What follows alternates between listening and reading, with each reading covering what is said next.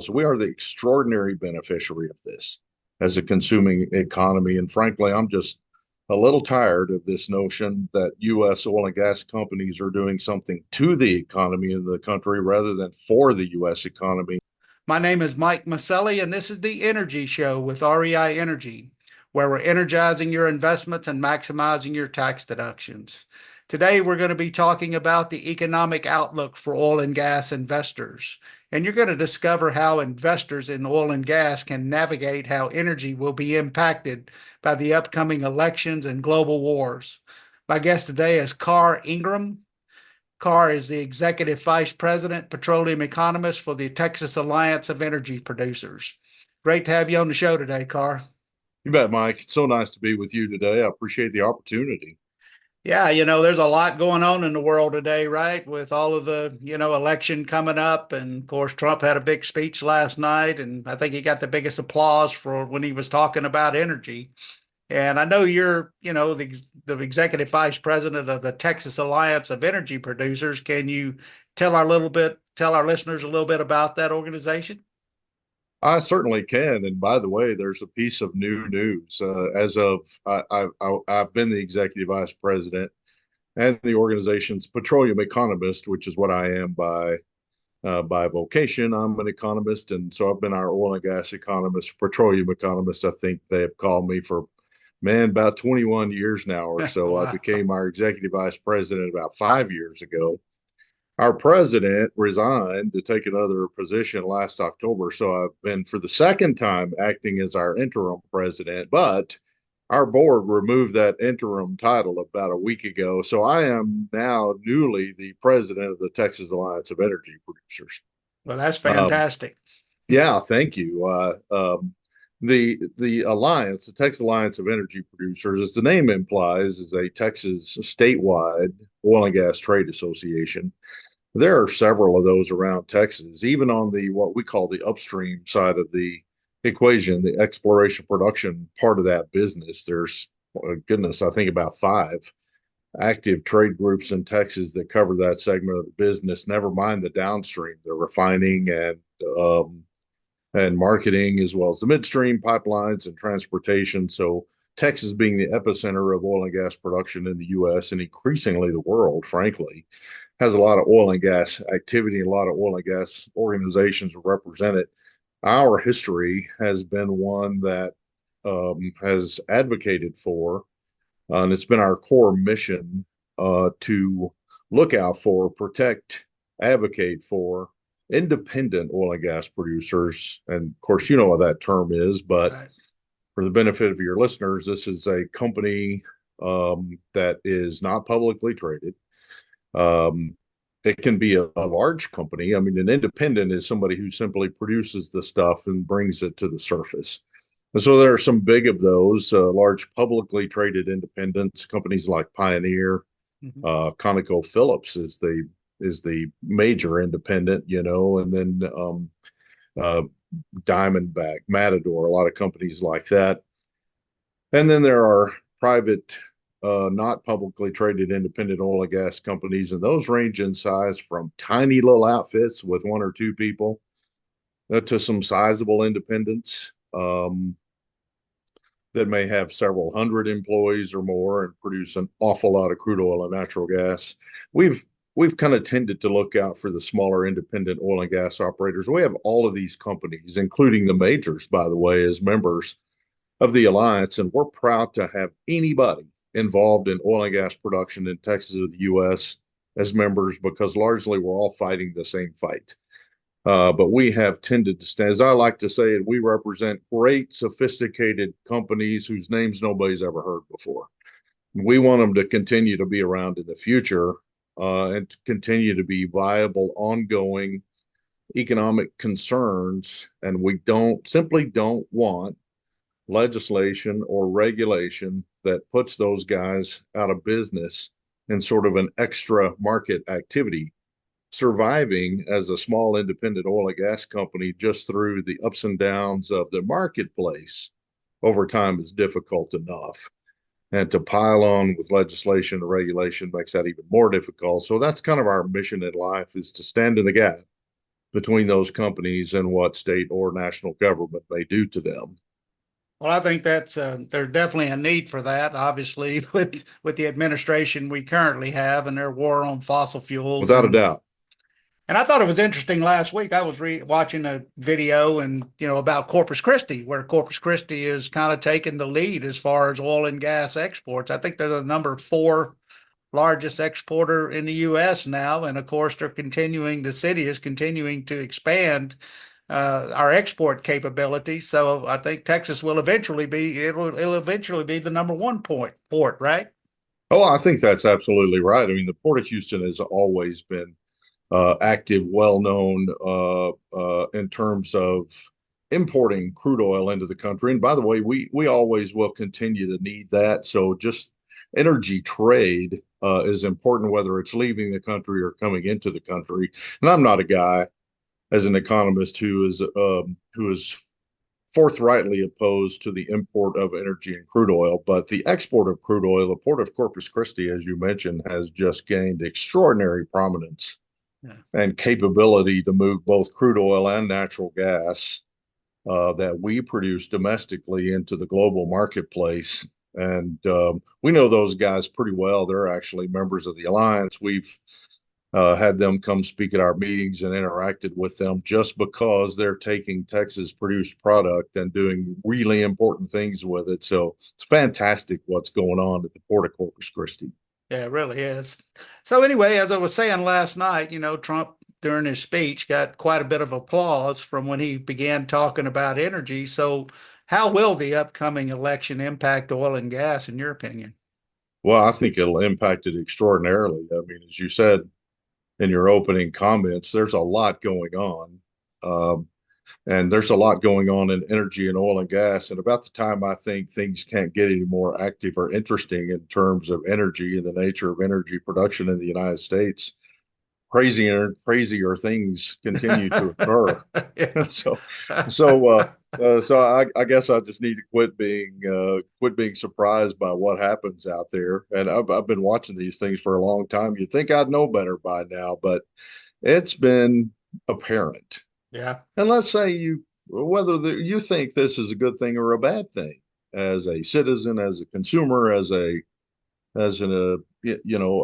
someone who cares about the environment and so on. Whether you think it's a good thing or a bad thing, I think it's apparent and obvious that the Biden administration from day one has had a target on, and I literally did when they began to sign, and he began to sign executive orders related to oil and gas production in the U.S. and energy as a whole. It's been obvious that this administration has had a target, has taken a really negative view of the U.S. domestic oil and gas exploration production industry, and this just seems to be their mindset and their worldview, and they cloak this hostility toward the domestic industry and things that sound much more noble than that. Of course, protection of the environment, environmental justice, whatever that term means, and things that they say are in protection somehow or other of the United States and its citizens. But mostly, it's damaging, of course, to the Yeah. United States. I mean, we've been a country and an economy that has thrived, first of all, not just on the ability to produce, grow, trade, access, however it needs to be done, the energy that we need to thrive and grow as a country as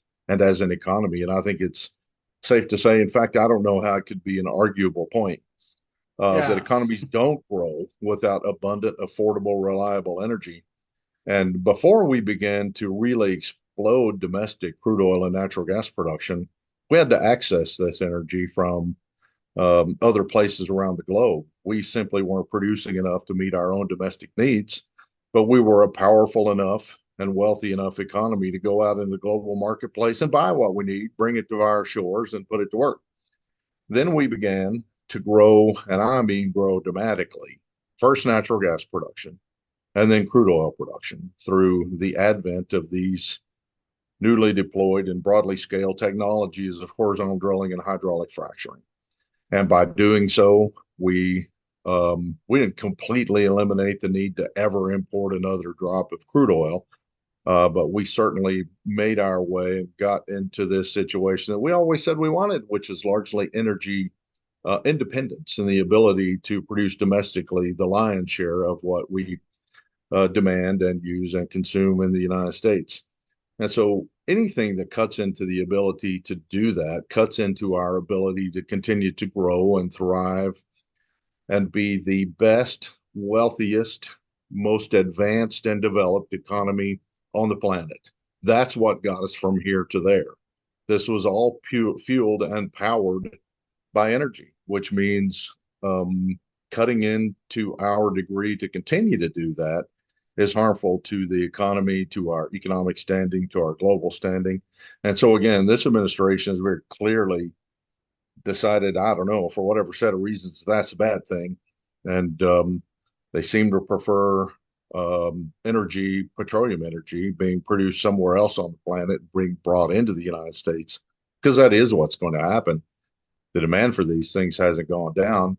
Every Yeah. barrel, and it's gone up. Every barrel that's not produced here that we continue to demand will be produced less cleanly somewhere else and brought to America. And so is it any surprise that Trump's different view on this, that we should be, in his words, not just energy independent, but energy dominant? And that's largely what we have become through the efforts of oil and gas producers and the developers of these technologies that have brought this production to record and growing levels. We are the extraordinary beneficiary of this as a consuming economy. And frankly, I'm just a little tired of this notion that U.S. oil and gas companies are doing something to the economy of the country rather than for the U.S. economy and to the country. And this is a story we will continue to tell.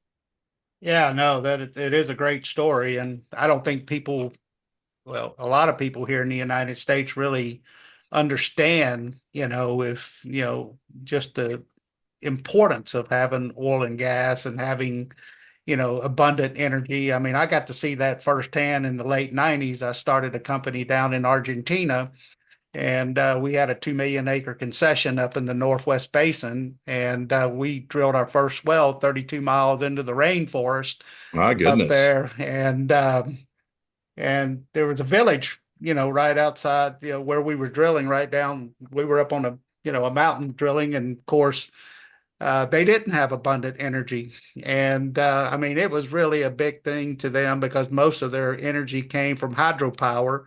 And of course, when there's a drought, well, in Sure. fact, they told us stories actually of they've had people that have died on the operating table because, they Mm. didn't have abundance energy. And just sitting in the restaurants, I mean, I guess people in California now realize that, but I mean, there's brownouts and stuff of that nature, that just happen every day on and off. So you really get to an appreciation for it, when you actually see it in person. And I don't think people here in the United States, we're all used to growing up and flipping a switch and our lights come on and never even give a thought about it. But now, since this demonization of oil and gas, I mean, it's really starting to. I think people are starting to wake up to it.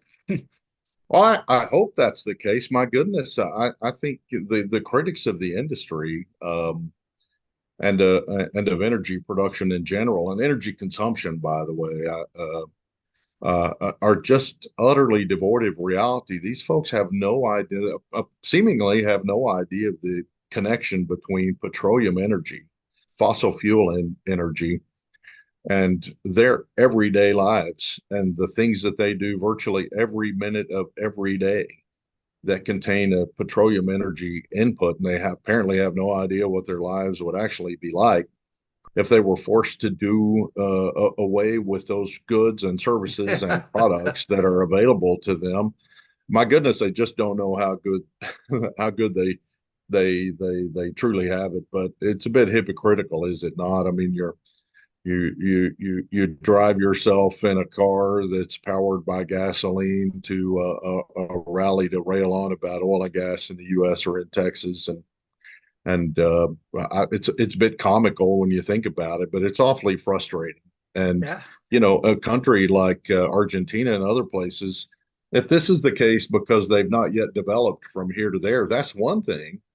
And some places like California and increasingly other places around the U.S. And I hate that we are having to deal with this even in Texas. But in the case of California, this is just purely a self-inflicted wound. My goodness, it's not like California could not produce and access the energy that it needs, that entire state, all Yeah. of its population, the size of its economy to continue to power that economy. They continue to limit the availability of energy to their own citizenry, make it more costly, less abundant, less reliable. And why a state anywhere in the United States, and particularly California, should be suffering from such a thing and imposing this nonsense on their own citizens is just beyond me. Um, but my goodness, even in the great state of Texas, where we did, at least in my opinion, as an oil and gas guy and as an economist, too much to distort markets, send investment dollars off in the wrong direction by incentivizing the wrong things. And I mean renewable energy, wind and solar, most notably, and and affecting the energy mix, what the generation capability, how we generate electric power in the state of Texas. Well, this can be done by what? By natural gas, Yeah. by coal, by nuclear, by wind, by solar. Maybe in some places you could do this, and there's a minimal amount of hydro around Texas. If you live in the Texas Panhandle where I do, well, my goodness, good luck coming up with enough for a running water to generate any electricity Yeah. through that practice. We have an abundance in the U.S. of coal, certainly of natural gas. Reliable energy is thermal in nature, to generating heat to spin turbines. And this is extremely reliable. It can be done all day, every day. It can be done on demand. It's what they call dispatchable, not so much with wind, not so much with solar, and you might as well forget about hydro in Texas. So Mhm. we've done some of the same thing, and this became evident first and foremost during Winter Storm Uri in 2021, and we've seen elements of it since then as well. And now we're simply talking about when we have a hot summer in Texas. And guess what? This is Texas. It does get hot in the summertime.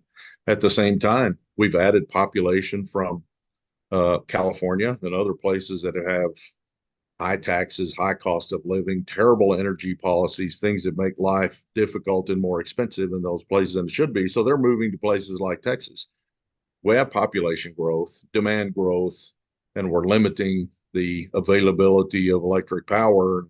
There's no reason at all we should be having this problem of electricity Yeah. shortages in the state of Texas in the summertime or the wintertime.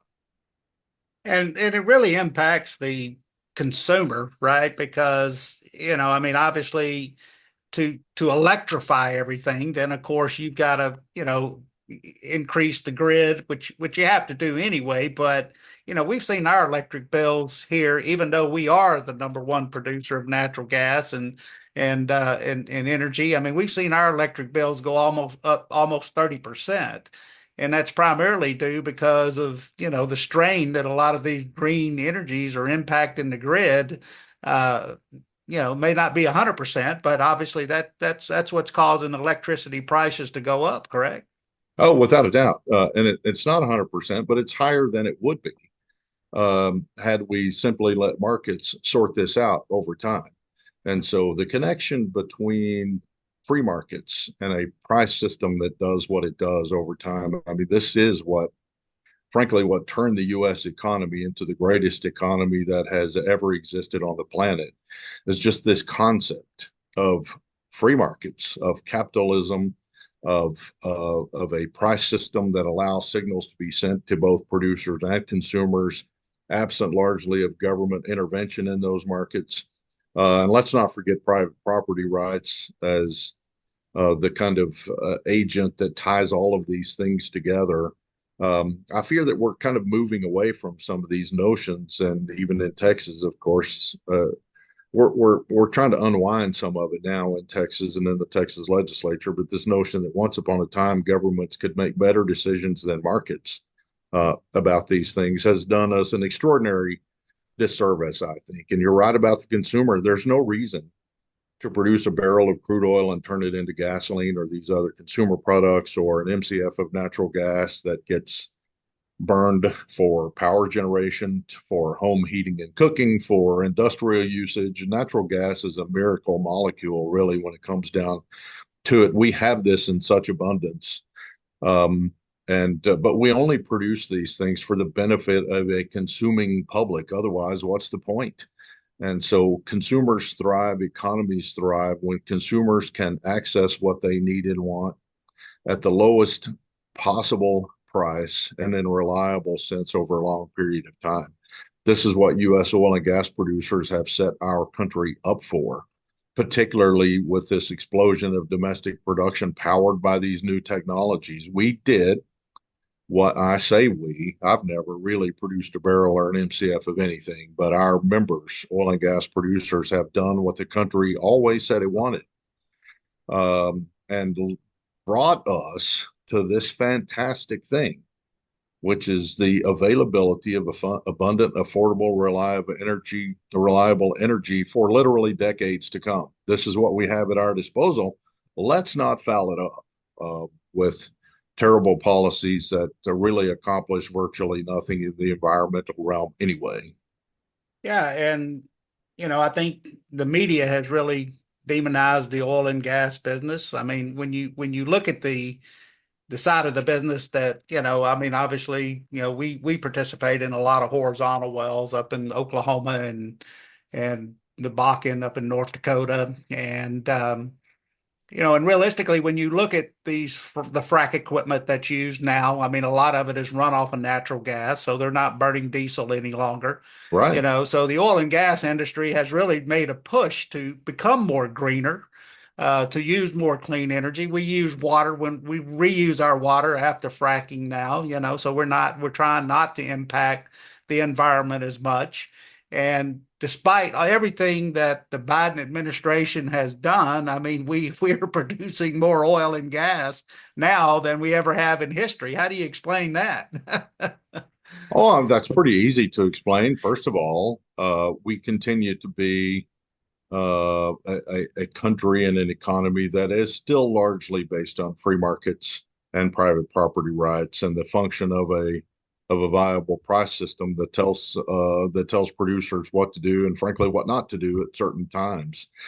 And so yes, it is at least on the surface a bit of a strange dichotomy. I mean, for all of this open hostility by our own government against this industry, we continue to produce record and growing volumes of crude oil and natural gas. One of the reasons for that is the lion's share of that's done in Texas, where we continue to be a state that is arguably, along with a few others at the top tier of production, a state that's generally friendly to oil and gas production. And by friendly, I don't mean that the state of Texas lets oil and gas companies run wild to pollute and do Right. things to the ground and water and air that shouldn't be done. We have a very effective regulatory structure in Texas, and we make it. And we don't have, by the way, a lot of federal production. There are a lot of states that have oil and gas production on federally owned land Yeah. or on federally controlled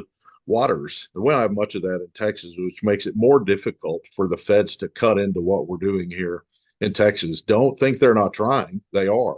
Oh, yeah. And of course, the next way that they're trying, other than the direct control of federal production, is through agencies like the EPA, Environmental Protection Agency, and other agencies that appear to have been weaponized against the industry. So they're doing their best to figure out a way to cut into us. But we went from producing about 20% of the nation's crude oil around 2010 or so, coming out of the Great Recession, to about 42% now. It's just an Wow. extraordinary number. The Permian Basin alone,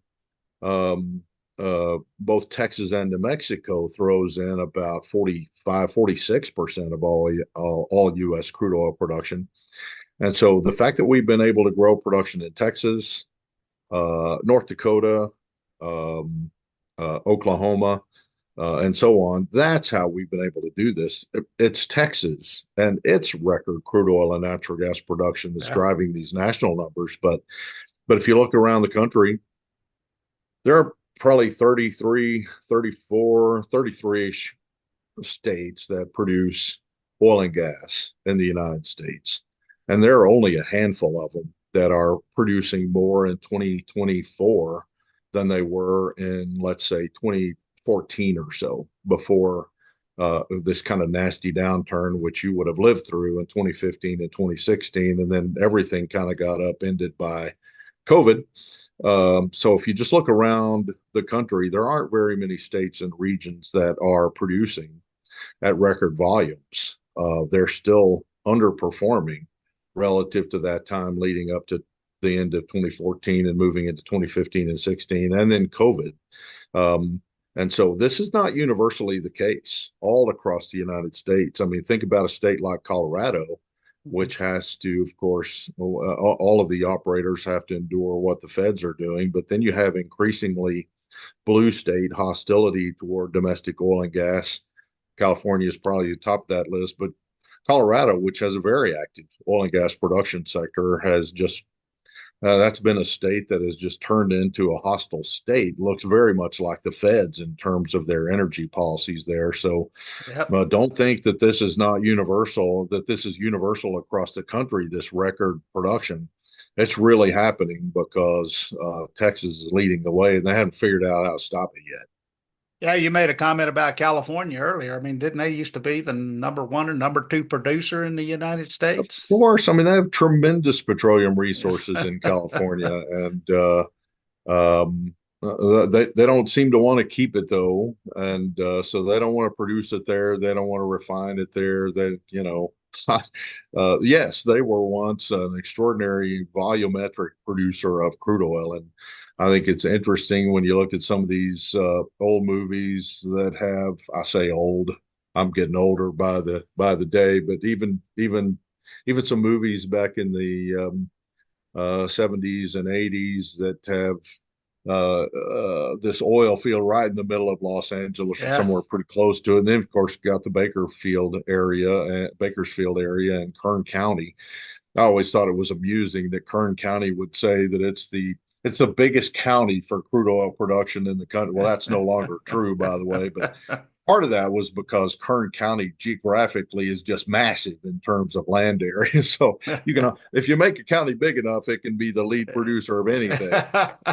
Even at that, they got overtaken by some of these Permian counties pretty quickly. But yeah, they've gone south in Yeah. terms of crude oil production rather than north, and we've gone north.